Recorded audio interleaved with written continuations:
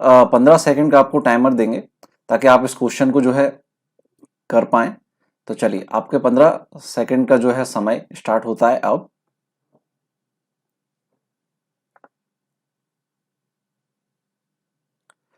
Question को आप ठीक से पढ़िए, ठीक है ना। हमने इंग्लिश और हिंदी दोनों ही लैंग्वेज में क्वेश्चन दे रखा है ताकि इंग्लिश मीडियम के स्टूडेंट को भी दिक्कत ना आए। चलिए 15 सेकंड का टाइम हालांकि काफी कम होता है, लेकिन इस क्वेश्चन के लिए मोर देन सफिशिएंट था। देखिए कैसे करेंगे इस क्वेश्चन को, हम समझते हैं। देखिए 20 पेन को वो 40 रुपए में खरीद रहा है, यानी कि क्या कर रहा है, जब 20 पेन को वो 40 रुपए में खरीद रहा है तो मुझे बताइए आप एक पेन कितने रुपए में खरीद रहा होगा। जाहिर सी बात है 2 रुपए में, ठीक है ना। आप 20 का भाग दे सकते हैं 40 में। तो एक पेन की जो क्रय मूल्य है, जो बाइंग प्राइस, जो जिस पे कीमत पे वो खरीद रहा है, बाय कर रहा है, वो 2 रुपए हो गई एक पेन की। अब 15 पेन को 40 रुपए में बेच रहा है, सेल कर रहा है। तो 15 पेन खरीदे कितने में होंगे उसने, जब एक पेन 2 रुपए में तो 15 पेन 30 रुपए में। 30 रुपए में खरीदे उसने 15 पेन, और वही 15 पेन वो बेच रहा है 40 रुपए में, यानी कि हर 30 रुपए पर वो कितने का प्रॉफिट कमा रहा है, 30 से 40 यानी कि 10 रुपए का प्रॉफिट कमा रहा है। तो 10 रुपए उसका लाभ हो गया। और लाभ प्रतिशत हमको या हानि प्रतिशत निकालनी हो तो हम हमेशा क्रय मूल्य पर कैलकुलेट करते हैं। तो लाभ बटा क्रय मूल्य, और यहां पर क्रय मूल्य है 30 रुपए। भाई 30 रुपए में उसने पेन खरीदे थे, तो 10 बटा 30 गुणित 100, चूंकि प्रतिशत निकालना है इसलिए। तो 1/3 यानी कि 3 का आप 100 में भाग देंगे तो 33 सही, 1/3 यानी कि लगभग 33% जो है हमारा यहाँ पर आंसर आ गया है। था ना इजी क्वेश्चन, आपको 15 से 20 सेकंड से ज्यादा टाइम इसमें नहीं लगेगा। चलिए अगला क्वेश्चन देखते हैं। ये क्वेश्चन जो है डेफिनेटली एग्जाम में आया हुआ क्वेश्चन है ना, एमपी पुलिस में ही आया है प्रीवियस ईयर के पेपर में। तो चलिए इस क्वेश्चन को आप एक बार पढ़िए, फिर देखते हैं इसको करने का क्या तरीका बनेगा। तो यहाँ दूसरा क्वेश्चन आपका ये रहा। एक आयताकार मैदान है, रेक्टेंगुलर फील्ड है, तो उसकी जो भुजाओं का अनुपात दे रखा है वो 2:1 है। क्षेत्रफल यानी कि उसका एरिया जो है 162 स्क्वायर मीटर है, और उसके चारों ओर 1 मीटर चौड़ी पगडंडी बनाई जाएगी। ऐसा करने पर भीतर का क्षेत्रफल कितना वर्ग मीटर कम हो जाएगा। यानी कि जो पगडंडी बनाई जा रही है वो जाहिर सी बात है उस आयताकार क्षेत्र के अंदर बनाई जा रही है। चलिए तो आपको हम देंगे फिर से 15 सेकंड का टाइम, हालांकि इसमें थोड़ा सा टाइम ज्यादा लग सकता है। तो चलिए आपको 15 सेकंड के अलावा कुछ और एक्स्ट्रा टाइम दे देंगे, आप कीजिए उसको, कोशिश कीजिए, फिर हम बताते हैं। क्योंकि देखो दोस्तों पेन और पेपर लेके आप बैठोगे, टाइमर हम जो लगाएंगे उसमें आप क्वेश्चन को लगाने की कोशिश करोगे, तभी आप एग्जाम में अच्छे से नंबर अचीव कर सकते हो। क्योंकि mathematics is all about practice, आप प्रैक्टिस नहीं करोगे तो मैथ में आपका स्कोर अच्छा कभी नहीं हो सकता है। तो चलिए टाइम काफी पहले खत्म हो गया था, चलिए अब हम इसको सॉल्व करने की कोशिश करते हैं। चलिए तो देखिए क्या है, एक रेक्टेंगुलर शेप हम यहाँ बनाएं, ड्रॉ करें अच्छे से। चलिए तो उसकी जो भुजाओं का अनुपात है, यानी कि लंबाई और चौड़ाई होती है एक रेक्टेंगुलर में, आयत में, तो वो 2:1 में है, ठीक है ना। तो सपोज दैट 2x उसकी लंबाई हो गई और x इसकी चौड़ाई हो गई। 2:1 में हमने x का गुणा किया तो 2x और x, ठीक है। अब 2x लंबाई और चौड़ाई से क्षेत्रफल कैसे निकलता है, लंबाई गुणित चौड़ाई, ये क्षेत्रफल निकलता है। क्षेत्रफल उसने कितना दे रखा है, 162 वर्ग मीटर। तो सिंपल आयत के क्षेत्रफल का सूत्र लगाया है, लंबाई गुणित चौड़ाई बराबर जो उसने क्षेत्रफल दे रखा है 162। यहां इसको सॉल्व करेंगे, 2x² इक्वल टू 162, 2 का भाग लग जाएगा तो 2 8 16, 2 एकम 2 81, x वर्ग बराबर 81, तो x की वैल्यू आ गई 9, x की वैल्यू 9 आ गई, ठीक है ना। तो 2x की कितनी हो जाएगी, 9 दूनी 18, यानी कि लंबाई उसकी 18 मीटर हो गई, चौड़ाई 9 मीटर हो गई। अब अंदर 1 वर्ग मीटर चौड़ाई का उसमें क्या बनाया है, रास्ता बनाया है। तो वो क्षेत्रफल में कितनी की कमी हो रही है वो पूछा है। अब क्षेत्रफल में जाहिर सी बात उतनी कमी हो रही है जितना उसका इस रास्ते का एरिया है, तो आपको केवल इस रास्ते का एरिया निकालना है। चलिए अब इसको हम क्या करते हैं, यहां ऐसे मिला देते हैं जरा, लंबाई के अनुदेश से इसको मिला दिया। तो अब देखिए यहां पर एक आयत ये बना, ये चौड़ाई इसकी कितनी होगी 1, और लंबाई कितनी है 18, तो 1/18 का ये आयत हो गया। इसका एरिया कितना होगा 18, सेम एज इट इज नीचे है तो इसका एरिया भी 18 हो जाएगा। तो 18 18 36 ये हो गया। और चौड़ाई का देखें यहां से यहां तक, ये लंबाई कितनी होगी, चौड़ाई तो एक ही रहेगी इसकी, क्योंकि रास्ते की चौड़ाई 1 मीटर उसने दे रखी है प्रश्न में, क्लियर। तो अब उसकी लंबाई कितनी है, तो टोटल 9 थी, उसमें से एक ऊपर कम कर दीजिए, एक नीचे कम कर दीजिए, तो कितना बचा 7। तो जो ये जो आपको रेक्टेंगुलर दिख रहा है इसमें रास्ते का, वो 7/1 का है। तो 7 गुणा 1, आयत का क्षेत्रफल लंबाई गुणा चौड़ाई, तो 7 ये हो गया और 7 ही ये हो गया, तो 7 और 7 मिलाकर 14 ये हो जाएगा। टोटल कितना हो गया 50, है ना जी। तो 50 वर्ग मीटर यहां पर इसका क्षेत्रफल हो गया। आपको समझ में ना आए, आप वीडियो को रिवाइंड करके पीछे से एक बार फिर से देखिए, बहुत इजी क्वेश्चन है, केवल उसमें कोई फॉर्मूला नहीं लगा, सिंपल आयत का क्षेत्रफल लंबाई गुणे चौड़ाई, ठीक है ना। तो इस रास्ते का क्षेत्रफल आ गया 50 वर्ग मीटर, तो इतने ही वर्ग मीटर की उस आयताकार मैदान के क्षेत्रफल में कमी हो जाएगी। चलिए अगला है क्वेश्चन नंबर 3, ठीक है ना। चलिए इस क्वेश्चन को पढ़िए एक बार। एक व्यक्ति 480 किलोमीटर यात्रा करता है, वह अपनी कुल यात्रा का 2/3 हिस्सा 2/3 रेल से और 1/5 बाया बस से, ठीक है ना, और बाकी बची दूरी टैक्सी से तय करता है। टैक्सी द्वारा तय की गई दूरी, यानी कि जो शेष दूरी है वो निकालनी है। तो देखिए इसको करने का क्या तरीके हो सकते हैं, या तो आप 2/3 इसका निकाल लीजिए 480 का, 1/5 निकाल लीजिए, फिर उनको जोड़िए और 480 में से घटा दीजिए, या फिर 2/3 और 1/5 को जोड़ के 1 में से माइनस कर दो, जितना आएगा वो 480 का निकाल लेंगे। चलिए आप कोशिश कीजिए, आपको 15 सेकंड टाइम दिया जा रहा है।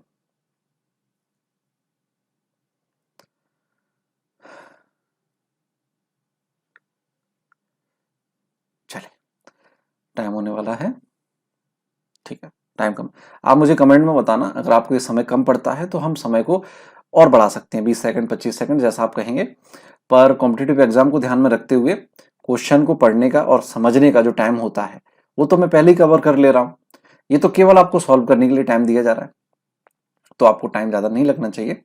चलिए फिर भी ये हो गया टाइम। अब देखिए 2/3 रेल से और 1/5 बस से, इन दोनों को आप जोड़ दीजिए और 1 में से माइनस कर दीजिए। अब कैसे करेंगे, देखो इसका बहुत इजी तरीका है। यहाँ 3 और 5 अगर आप एलसीएम निकालोगे 15 आएगा, क्योंकि 3 और 5 में कुछ भी कॉमन नहीं है। जब उभयनिष्ठ या कॉमन संख्या नहीं होती है तो सीधा उनका मल्टीप्लाई ही एलसीएम आता है, तो 15 एलसीएम आ गया, है ना। या फिर आप ये कर सकते हैं कि सीधा सीधा 5 का 2 और 3 में गुणा कर दीजिए और 3 का 1 और 5 में कर दीजिए, एक ही बात है। तो यहां से अगर आप सॉल्व करेंगे 3 का 15 में भाग देंगे, 5 5 दूनी 10, तो ये संख्या क्या होगी 10/15। ठीक है, ऐसे ही अगर आप इसको करेंगे तो 5 टिप 15 और 3 एकम 3, ठीक है ना। तो यहां अगर हम देखें तो टोटल डिस्टेंस 13/15 हो गई, ठीक है ना। अब 13/15 टोटल होगी तो बची कितनी, 15 में से 13 जरा घटाओ, कितना बचा 2, यानी कि 2/15 जो है टैक्सी द्वारा तय की गई है। अब 2/15 टैक्सी से तय की गई है, टोटल डिस्टेंस है 480 किलोमीटर। तो चलिए 480 का 2/15 निकाल लीजिए, का यानी कि गुणा, तो 15 का भाग लगाएंगे, 15 × 45 बचा 3 30, 15 दूनी 30, 32 और 2 का गुणा करेंगे 64। तो 64 किलोमीटर दूरी जो है उसने टैक्सी से तय की है, ठीक है ना दोस्तों। तो क्लियर है इसका आंसर। चलिए आप कमेंट में आंसर दीजिए, मैं आपके जो है कमेंट देख रहा हूं और जरूरत होगी तो मैं आपके कमेंट का रिप्लाई भी करूंगा, ठीक है ना। तो चलिए आप कमेंट करते रहिए, आपको जो टाइम दिया जाता है उसमें सॉल्व कीजिए। अगला क्वेश्चन है आपके पास, चलिए मे बी क्वेश्चन नंबर 4 शायद, ठीक है ना। चलिए अब देखिए बहुत सी इजी क्वेश्चन है, निम्न में से कौन सी भिन्न 2/3 से छोटी नहीं है।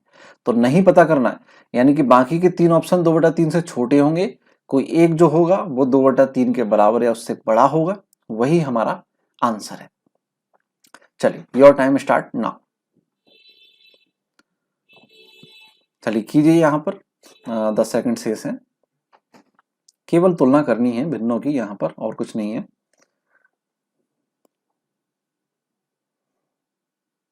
चलिए टाइम कंप्लीट हो गया। अब देखिए तुलना कैसे करते हैं, बहुत इजी क्वेश्चन। 2/3 आपको भिन्न दे रखी है और यहाँ पहला ऑप्शन है आपको पास 7/12। आप जरा ध्यान से देखिए, यहाँ आपको कुछ तुलना मिलेगी। यहाँ देखिए आप, इसका हर क्या है 12 है। अब 12 3 से डिवाइड होता है ना, तो 3 का भाग 12 में लगाओ, कितना गया 4, यानी कि हर इसका 4 गुना है। तो अंश में भी आप 4 का गुणा कर दीजिए, यानी कि आप अंश और हर में जब 4 का गुणा करेंगे तो आप देखेंगे क्या आता है 8/12 आता है, ठीक है ना। तो हर तो बराबर हो गया, लेकिन अब अंश क्या है, इधर 7 इधर 8 है। जब हर बराबर हो, समान हो, तो आप अंशों की तुलना कर सकते हैं। बड़े अंश वाली भिन्न बड़ी और छोटे अंश वाली भिन्न छोटी होती है।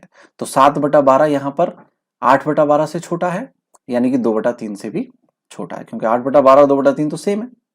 ठीक है, चलिए अब ऐसे इसकी तुलना कर लो। 18 देखो तो 3 छक 18,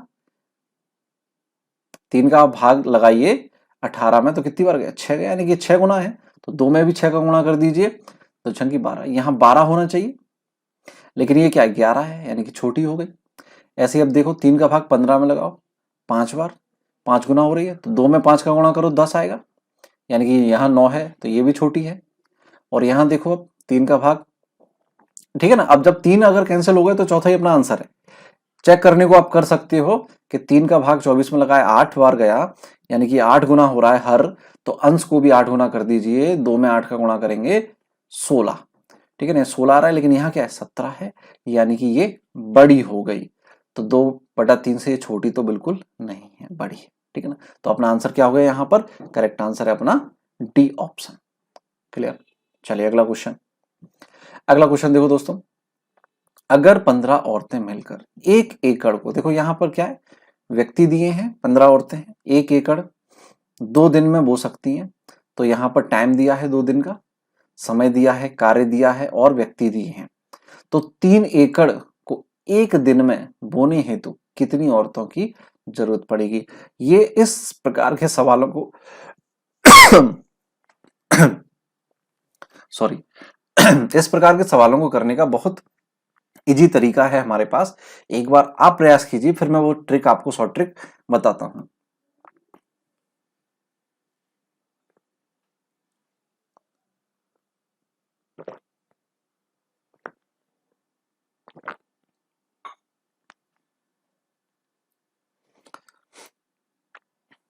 चलिए, हाँ जी दोस्तों, तो ये समय हो गया है। हाँ जी, चलिए आंसर मैं देख रहा हूं कमेंट में। हाँ ठीक, चलिए तो देखें, कोशिश करते हैं। बहुत इजी क्वेश्चन है। इस प्रकार के प्रश्नों को करने के लिए बहुत एक स्टैंडर्ड फॉर्मूला है हमारे पास, mdt/w, ठीक है। आप इसको यूज कीजिए हमेशा। क्या है, mdt/w, यहां पर m है, m4 है ना, मैन। अब मैन का मतलब यहाँ केवल मैन नहीं है, वुमेन, बच्चे, कोई भी हो सकता है, जो मैन पावर की बात हो रही है, ठीक है ना, यानी कितने लोग कार्य कर रहे हैं। D4 डेज, है ना, यानी कि कितने दिन तक कार्य कर रहे हैं। T4 टाइम, यानी कि यहां पर बात आ जाती है टाइम पर डे, यानी कि डेली कितने घंटे काम कर रहे हैं। तो इस सवाल में टी तो आया ही नहीं है, कितने घंटे की बात हुई नहीं है, ठीक है ना। और W4 वर्क, ठीक है ना, W मीन्स यहां पर बात हो रही है वर्क की, यानी कि कितना काम कर रहे हैं। जैसे इस सवाल में पहले 1 एकड़ को बोना था, फिर 3 एकड़ को, तो ये कार्य है, ठीक है ना। अब चूंकि 2 केस हैं, 2 डिफरेंट केस हैं, पहला और आखिरी, तो आपको क्या करना है, इसी को ले लेना है M1D1/W1, ठीक है ना। टी तो इसमें है ही नहीं, तो मत लीजिए, होता तो T1 ले लेते। और दूसरा केस M2D2/W2, ठीक है ना। अब पहले केस में M1 क्या है, मैन पावर क्या है, 15 औरतें कार्य कर रही हैं। डी क्या है, कितने दिन कार्य हो रहा है, तो 2 दिन में हो रहा है कार्य। और W1 कार्य कितना किया जा रहा है, 1 एकड़ केवल, तो 1। अब दूसरे केस में बात करें, M2 15 औरतें हैं, सॉरी M2 पूछा है कि कितनी औरतें, तो इसको आप मान लीजिए लेट्स X, ठीक है ना, क्या मानना, X। डी क्या हो गया, 1 दिन कार्य, और है ना ये दिया 1 दिन, और वर्क कितना है, 3 एकड़ का, ठीक है ना। तो यहां आप इसको सिंपली सॉल्व कर सकते हैं, 15 दूनी 30 और 3 का क्रॉस मल्टीप्लाई हो जाएगा, तो 30×3 = 90। तो यहां पर क्या आ गया, 90 औरतों की जरूरत है। तो बहुत इजी तरीका है, मैंने आपको आराम से समझाया इसलिए टाइम लगता है, बाकी आपको क्या करना है, mdt/w, ये रट लीजिए, आपका काम हो गया, ठीक है ना। चलिए अगला क्वेश्चन देखें। हाँ जी, ये रहा अगला क्वेश्चन। क्वेश्चन को पढ़िए, मैं आपको बहुत ही शानदार ट्रिक बताऊंगा इस क्वेश्चन की, आप एक बार पढ़िए, करके देखिए कि यदि 2 जीन्स और 3 कमीजें, इनका मिलाकर मूल्य कितना है, 3500 रुपए, जबकि 3 जीन्स और 2 कमीजों का मिलाकर मूल्य है 4000 रुपए। तो आपको बताना है केवल एक जीन्स का मूल्य क्या होगा। चलिए, योर टाइम स्टार्ट नाउ।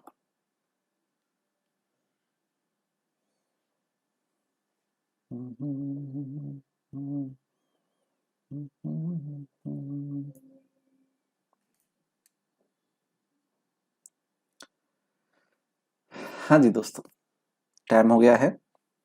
अच्छा, चलिए कुछ सेकंड एक्स्ट्रा देते हैं आपको इस क्वेश्चन में, क्योंकि कुछ बच्चे जो रेखिक समीकरण हैं उसको सॉल्व करने में लग गए हैं, जहां तक मेरा आइडिया है। क्योंकि इस प्रकार के क्वेश्चन में आप करते क्या है, जीन्स है तो जीन्स को मान लिया एक्स, कमीज को मान लिया वाई, तो यहाँ आप इक्वेशन बनाएंगे दो जीन्स यानी कि 2x, है ना, 2 गुणा एक्स, और लगा है, और का मतलब जोड़ना, प्लस, और 3 कमीजें यानी कि 3y, इनका मूल्य मिलाकर कितना है 3500 रुपए। ठीक है, जबकि 3 जीन्स तो 3x, जीन्स को आपने x माना, तथा या और एक ही बात है, प्लस, तो प्लस लगाएंगे, 2 कमीजें हैं तो 2y बराबर मूल्य कितना हो गया, मिलाकर 4000 रुपए हो गया।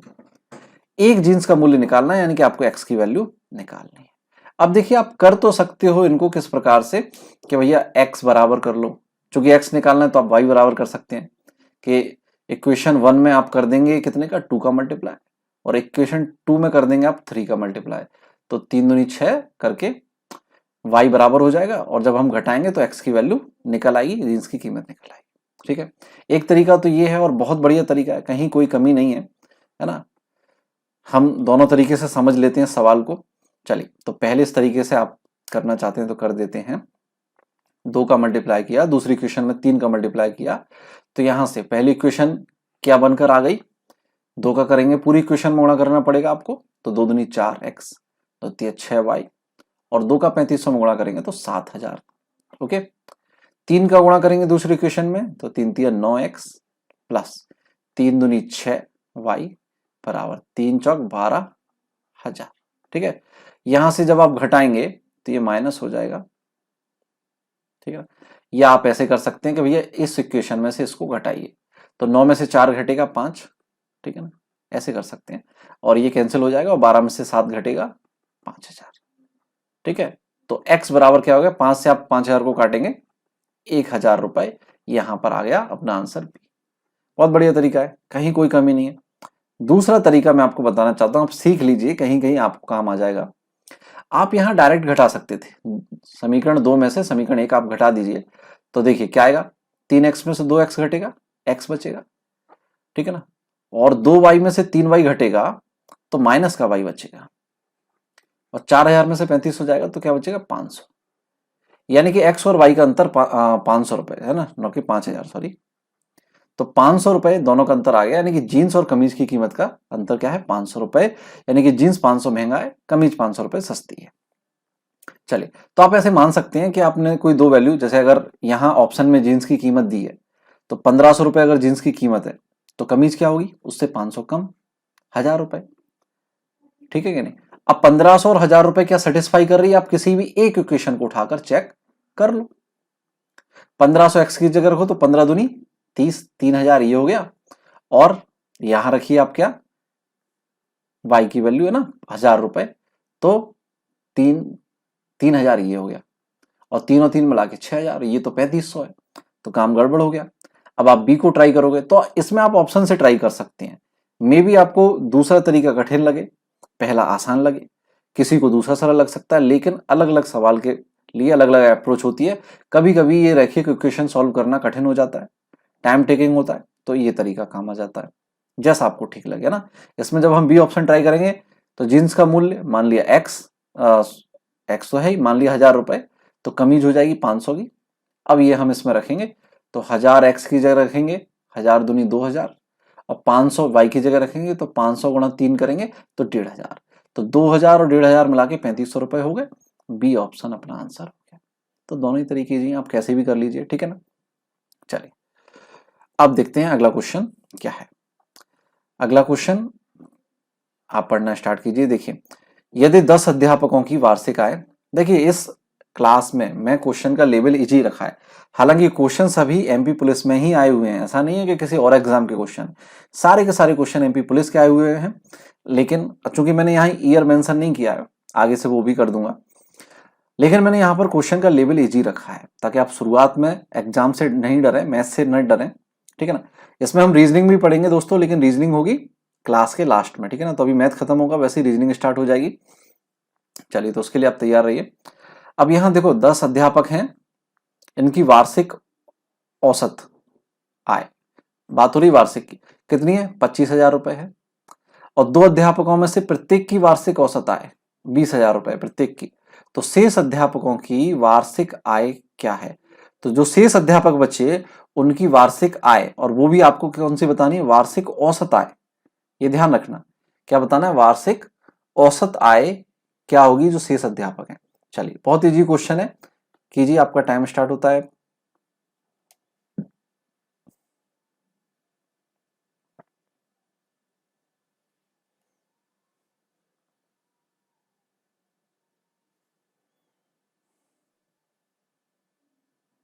चलिए, हाँ जी, टाइम हो गया है, करते हैं हम इस क्वेश्चन को। देखिए दोस्तों, क्या है, जो कर रहे हैं, चलिए थोड़ा सा टाइम और दे देते हैं, कर लीजिए आप, बेसिक कैलकुलेशन है, बाकी कुछ नहीं। देखिए, औसत क्या होती है? औसत का एक सिंपल फॉर्मूला है, औसत बराबर जो राशियां आपको दी गई हैं, जो वैल्यू दी गई हैं, उन सबका योग टोटल बटे उनकी संख्या n। ठीक है ना? क्या है, तो यहां से औसत निकल के आता है। अब इस प्रश्न में आपको n की वैल्यू यानी कि संख्या दी गई है और औसत भी दिए गए हैं, तो योग आप निकाल सकते हैं इससे। योग कैसे निकलेगा? योग बराबर क्या बनेगा? क्रॉस मल्टीप्लाई कीजिए, औसत गुणित संख्या, औसत गुणित संख्या। ठीक है ना? तो यहां पर आपको क्या दिया है? 10 अध्यापकों की औसत वार्षिक आय 25,000 दी है। तो औसत गुणित संख्या आप करें तो क्या आ जाएगा? योग 2,50,000। ठीक है ना? कितना आ गया? 2,50,000। ये 10 अध्यापकों की वार्षिक आय हो गई टोटल। औसत दिया था, संख्या दी थी, हमने टोटल निकाल लिया। अब 2 अध्यापकों में से प्रत्येक की वार्षिक आय 20,000 है, तो यहां पर क्या होगा?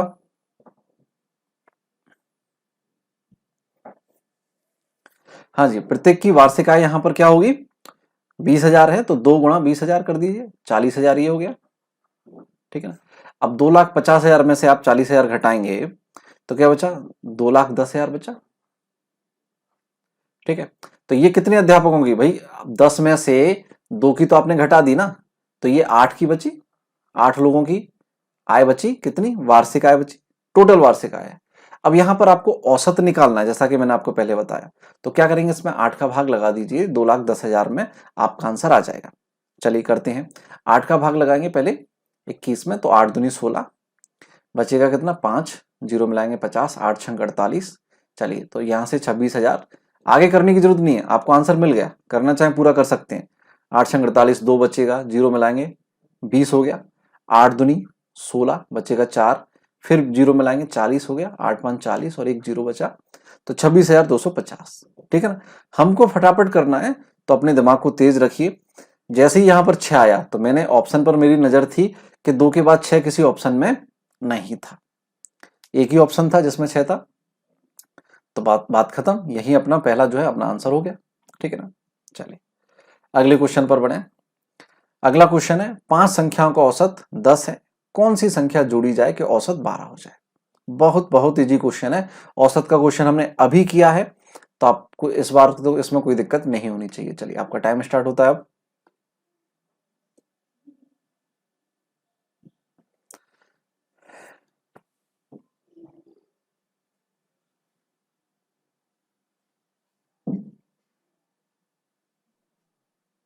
हाँ जी, चलिए टाइम हो गया कंप्लीट। कहीं कोई दिक्कत नहीं होनी चाहिए, इस क्वेश्चन में बहुत इजी है। 5 संख्या का औसत आपको 10 दिया है, तो फिर वही बात, जब 5 संख्या का औसत 10 है तो योग क्या हो जाएगा?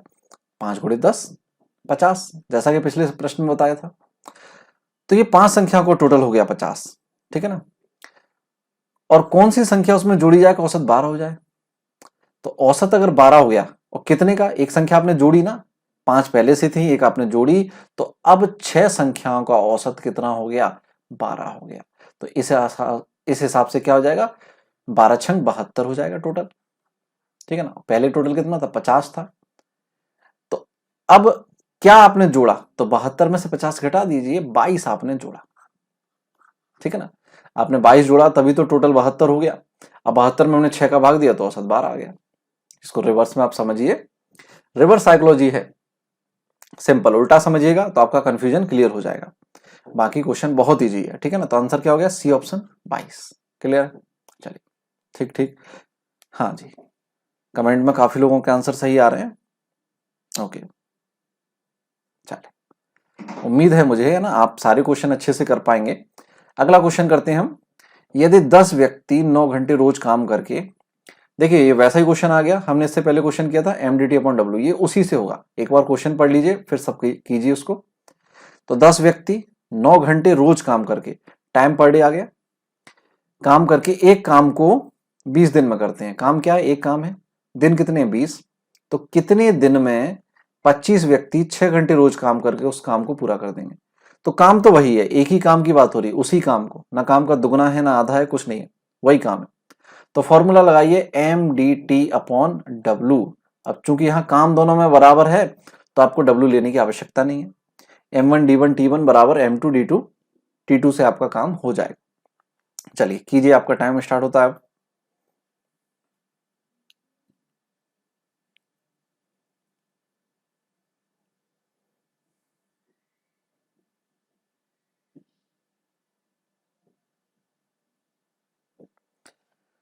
चलिए, तो केवल कैलकुलेशन करनी थी, सवाल मैंने आपको समझा दिया था, तो उम्मीद है आंसर आपके आ गए होंगे।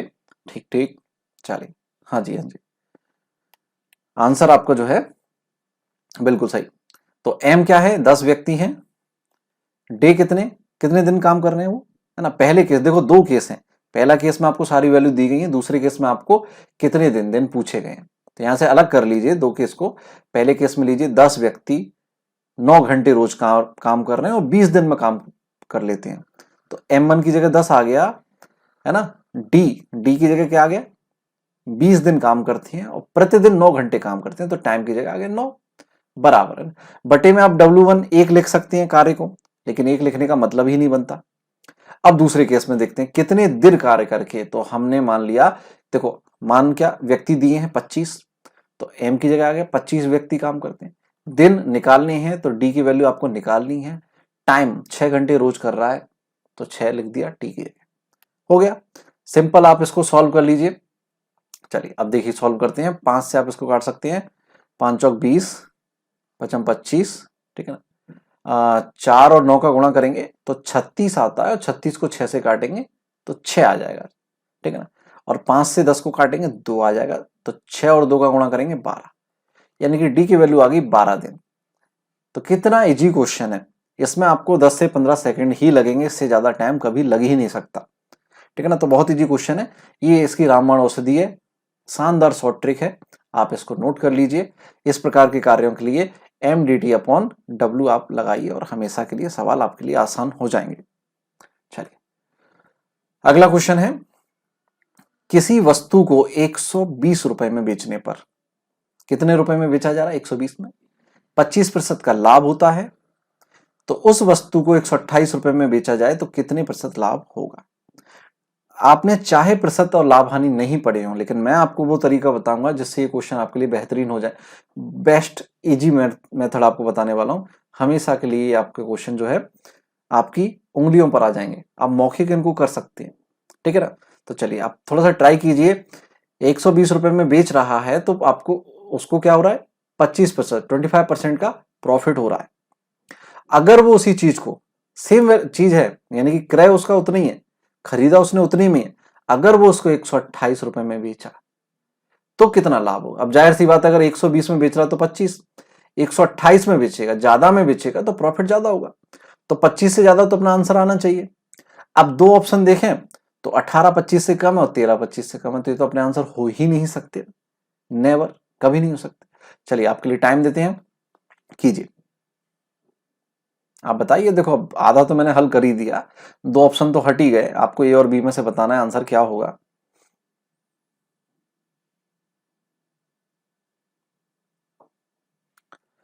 हाँ जी, देखिए समझने वाली बात है, हमेशा कोई भी वैल्यू की जो क्रय मूल्य है, जो क्रय मूल्य है वो आप हमेशा 100% मानकर चलिए, मानकर क्या चलिए, होता ही है क्रय मूल्य, यानी कि जो वैल्यू जिसमें क्रय किया है हम उस पर देखते हैं कि लाभ हुआ है हानि हुई है। अब उसको जैसे 25% का लाभ हुआ है तो वो कितने में विक्रय करेगा, 25% का लाभ हुआ ना, तो लाभ जुड़ता है, हानि घटती है, जाहिर सी बात है। तो 100 में जुड़ेगा या 100 में से घटेगा। लाभ हुआ है तो 100 में जुड़ेगा, यानी कि 125% में वो विक्रय कर रहा है, उसको सेल कर रहा है, ठीक है ना, बेच रहा है। और खरीदा कितने में उसने, मान के चलो 100% में उसने खरीदा। तो ये सीधी सीधी सी बात है। अब अगर हम रुपए में देखें तो चूंकि उसने 120 रुपए में खरीदा है, अब 120 रुपए क्या है, विक्रय मूल्य, बेचा है, सॉरी 120 रुपए में उसने बेचा है, ना कि खरीदा है।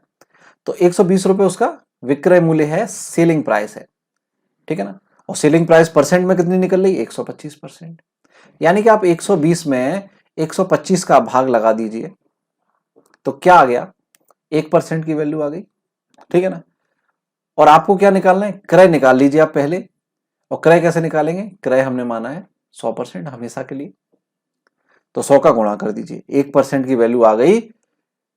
120 रुपए में उसने बेचा, यहां हम देख रहे हैं कि 25% लाभ पर बेचा, यानी कि 125% में बेचा है। तो 120 में 125 का भाग लगाएंगे, 1% की वैल्यू आ गई, 100 का गुणा करेंगे, 100% की वैल्यू आ गई, यानी कि ये क्रय मूल्य, यानी कि जो बाय प्राइस है वो आ गया, ठीक है ना।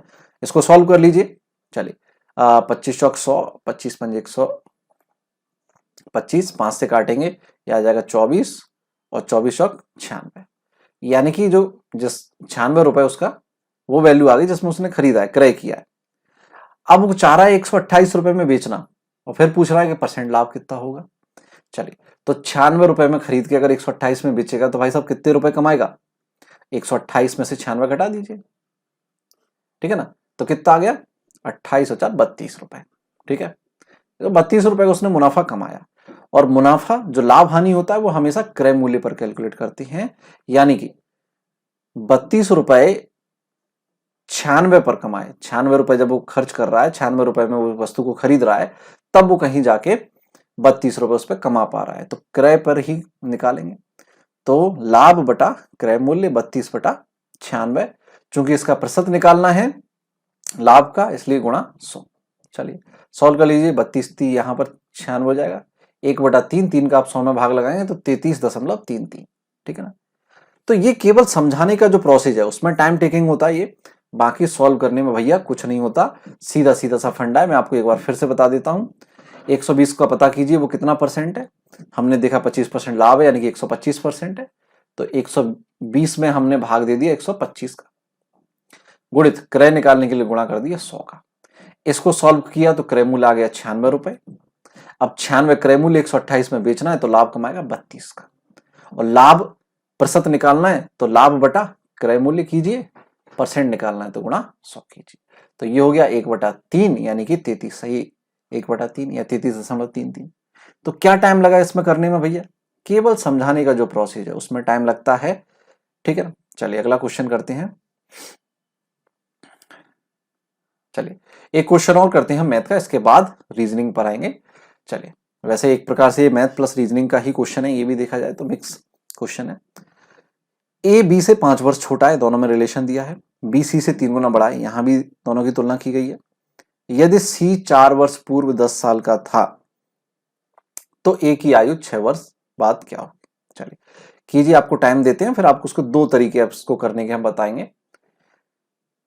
15 सेकंड मुझे लगता है इसमें काफी होगा, कीजिए, योर टाइम स्टार्ट नाउ।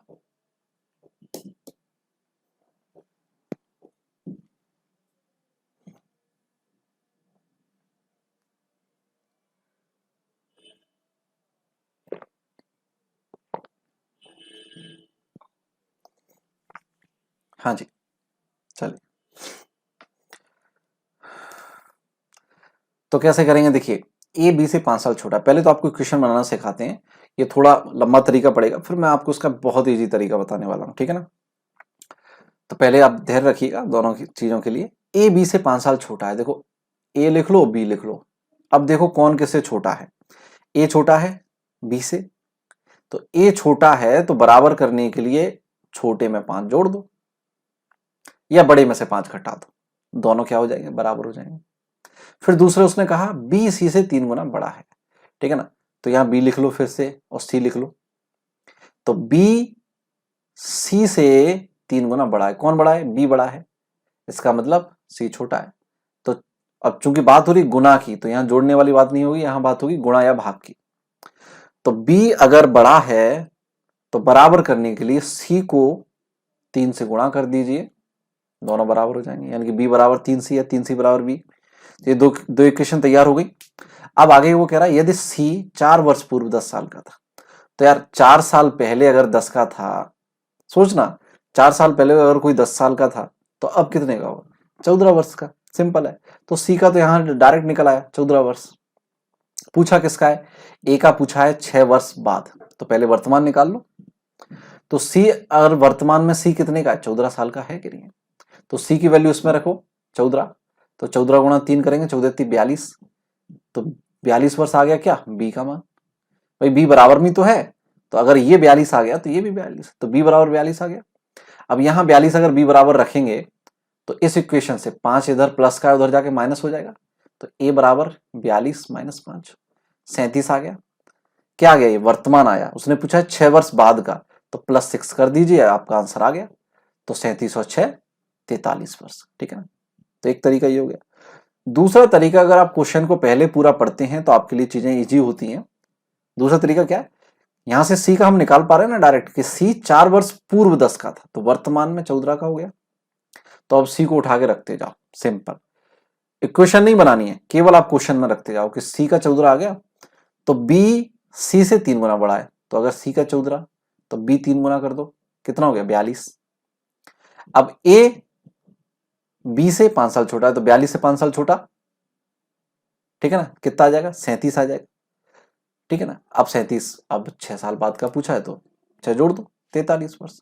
तो एक इजी प्रोसेस है, आप दोनों ही तरीके से कर सकते हैं जैसा आपको ठीक लगे, ठीक है ना। चलिए इसके बाद अब रीजनिंग के क्वेश्चंस करते हैं। तो देखो दोस्तों के साथ शेयर करो यार वीडियो को, और लाइक जरूर करें, ठीक है ना। और साथ ही साथ पेन पेपर लेके बैठिए, कमेंट कीजिए, दोस्तों को बताइए शेयर करके कि मैथ प्लस रीजनिंग दोनों होते हैं, क्योंकि एमपी पुलिस में रीजनिंग का पार्ट ज्यादा आता है बजाय मैथ के, ठीक है ना। दोनों इंपॉर्टेंट है, मैथ भी आएगा रीजनिंग भी आएगा, तो ये इसलिए दोनों की तैयारी बहुत जरूरी है, ठीक है ना। चलिए यहाँ पर हमने रीजनिंग के वेरियस क्वेश्चन लिए हैं और इंपॉर्टेंट क्वेश्चन है, एमपी पुलिस में आए हुए क्वेश्चन है, ये ध्यान रखिएगा।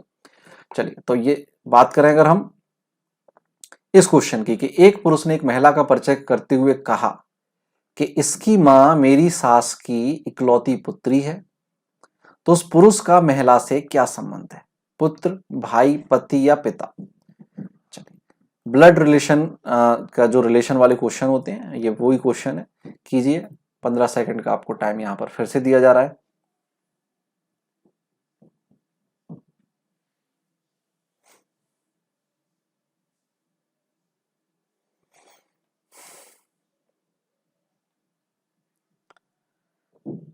चलिए तो क्या आंसर आया देखते हैं।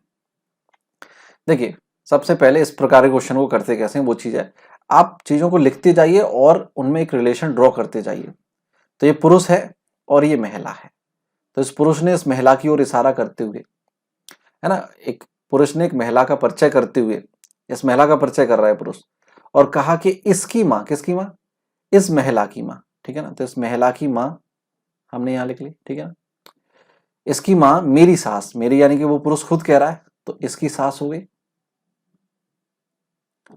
मेरी सास की इकलौती पुत्री है, तो सास की पुत्री कौन हुई, ये इस महिला की मां मेरी सास की इकलौती पुत्री है, तो हो गई इसकी पुत्री, ठीक है। अब पुत्री केवल पुत्री नहीं है, इकलौती है, यानी कि एक ही बेटी है, तो अगर सास की अकेली बेटी क्या होगी, इसकी पत्नी होगी, ठीक है ना। और पत्नी होगी, अब ये पत्नी हो गई इस पुरुष की, तो और इस महिला की ये मां है, ठीक है ना। तो इसकी पत्नी और इस महिला की मां, मतलब ये क्या होगी, महिला बेटी हो गई इसकी, हुई कि नहीं। तो पत्नी की बेटी यानी कि स्वयं की बेटी।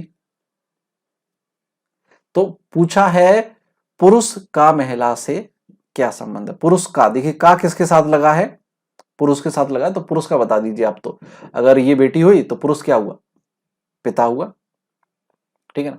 तो ये आंसर हो गया। अगर ऑप्शन में पुत्री होता है, देखो यहां है तो नहीं, लेकिन अगर ऑप्शन में पुत्री होता तो कई सारे स्टूडेंट उसको गलत करके आते हैं कि पुरुष का महिला से क्या संबंध है, तो बोल दिए पुत्री।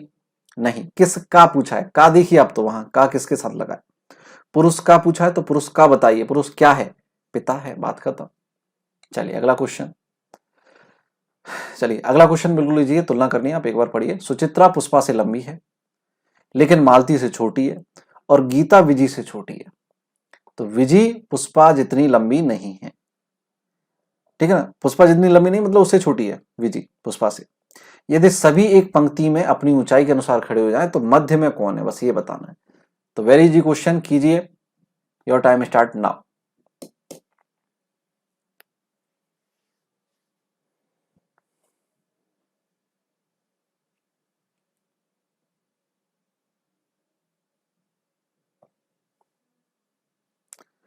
हाँ जी दोस्तों, तो देखिए कैसे करेंगे, सब में एक रिलेशन बनाइए। देखो हम शॉर्ट में दर्शाएंगे, सुचित्रा को ऐसे दर्शाते हैं, सुचित्रा पुष्पा से लंबी है, तो एस लंबी हुई किससे, पुष्पा से, पी से। लेकिन मालती से छोटी है, कौन, सुचित्रा। सुचित्रा की बात हो रही, पुष्पा से लंबी है लेकिन सुचित्रा मालती से छोटी है, तो सुचित्रा इज लेस देन मालती, ठीक है। और गीता विजी से छोटी है, तो देखो यहां इन तीनों से अलग रिलेशन दे रखा है, गीता और विजी, केवल इन दोनों की तुलना है। तो गीता विजी से छोटी है, तो Geeta is less than Viji, Geeta की हाइट विजी से कम है। विजी पुष्पा जितनी लंबी नहीं है। अब देखिए पुष्पा से तुलना कर दी विजी की, विजी जो है पुष्पा जितनी लंबी नहीं है मतलब पुष्पा से छोटी है, तो पुष्पा से छोटी कौन हो गया, विजी। और विजी से छोटी यहां पर अपन ने निकाला गीता है, ठीक है ना, तो विजी से छोटा हो गया कौन, गीता जी। तो ये आ गया इनका ऊंचाई के बढ़ते हुए घटते हुए, आप जिस भी क्रम में समझे। उसने क्या पूछा है, केवल मध्य में कौन है, तो मध्य में आ गया पी यानी कि पुष्पा। तो करेक्ट आंसर क्या हो गया, सी। है ना इजी क्वेश्चन, तो इसमें टाइम लगनी नहीं है ज्यादा, केवल जैसा जैसा क्वेश्चन बोल रहा है पढ़ते जाइए, उसको लिखते जाइए और उत्तर बता दीजिए। अगला क्वेश्चन आपके पास सामने ये रहा। देखिए ये बहुत फनी और अच्छा क्वेश्चन है, कीजिए आप इसको, ठीक है ना, टाइम दे रहा हूं, पढ़ देता हूं मैं। यदि एक विद्युत ट्रेन उत्तर से दक्षिण को जा रही है तो इंजन का धुआं किस दिशा में जाएगा, दक्षिण पूर्व, उत्तर पूर्व, धुआं नहीं, और दक्षिण उत्तर। चलिए योर टाइम स्टार्ट नाउ।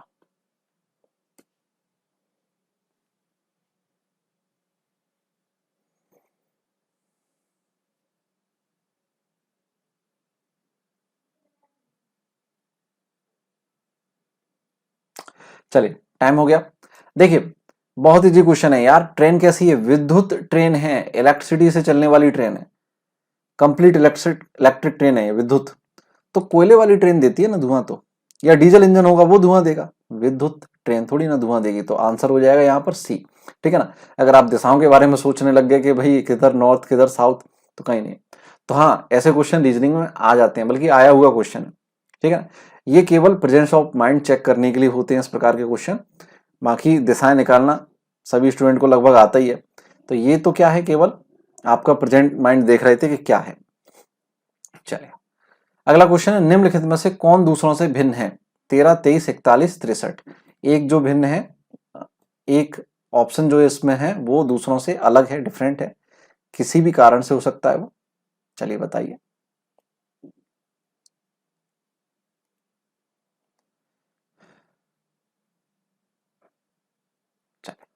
तो क्या है भाई, देखिए अगर हम ध्यान से देखें तो 13 एक अभाज्य संख्या है, 23 भी एक अभाज्य, 41 भी एक अभाज्य है।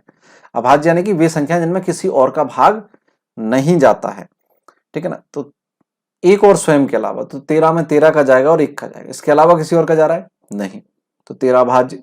इसी प्रकार 23 भी अभाज्य, 41 भी अभाज्य, 63 की हम बात करें तो 63 में 3 का भाग जा रहा है, तो ये क्या हो गया, भाज्य हो गई। तो यानी कि 63 जो है 63 है वो दूसरों से डिफरेंट है, अलग है, भिन्न है, ठीक है।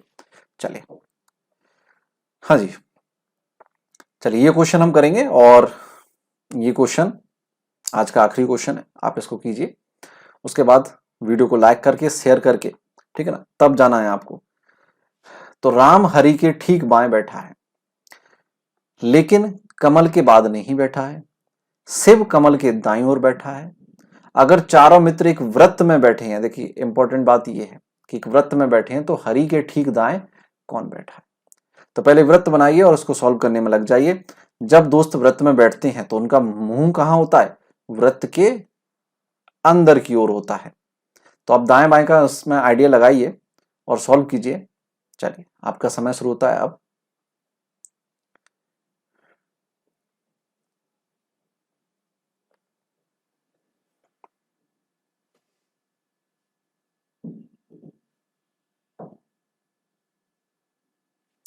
हाँ जी, तो देखिए जब अगर चार दोस्त व्रत में बैठे हैं तो सिंपल सी बात है, मुंह यहां पर अंदर की ओर होगा।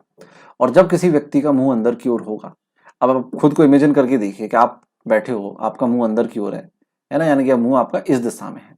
तो आपका दायां हाथ, दायां यानी कि सीधा राइट हैंड किधर होगा, इस तरफ होगा, ठीक है ना। इधर क्या होगा, दायां, राइट साइड। और इधर क्या होगा, आपका लेफ्ट हैंड होगा, बायां होगा।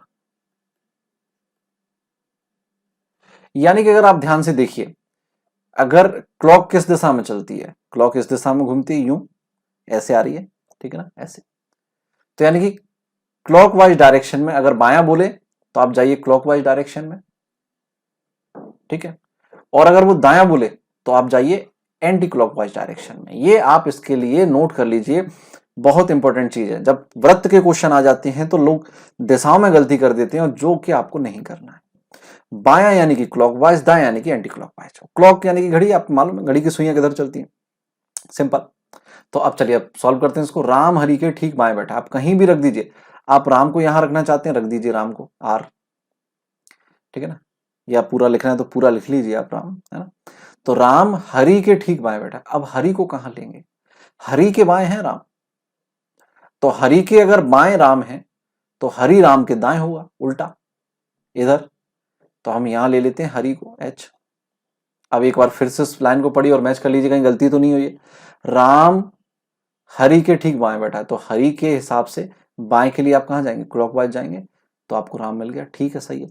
लेकिन कमल के बाद नहीं बैठा है, तो राम कमल के बाद नहीं है, चलो छोड़ दो इस बात को। लेकिन किधर है कमल नहीं मालूम, अगली लाइन में मालूम पड़ेगा। शिव कमल के दाईं ओर बैठा है, तो शिव और कमल की तुलना है, यहां हम लेंगे।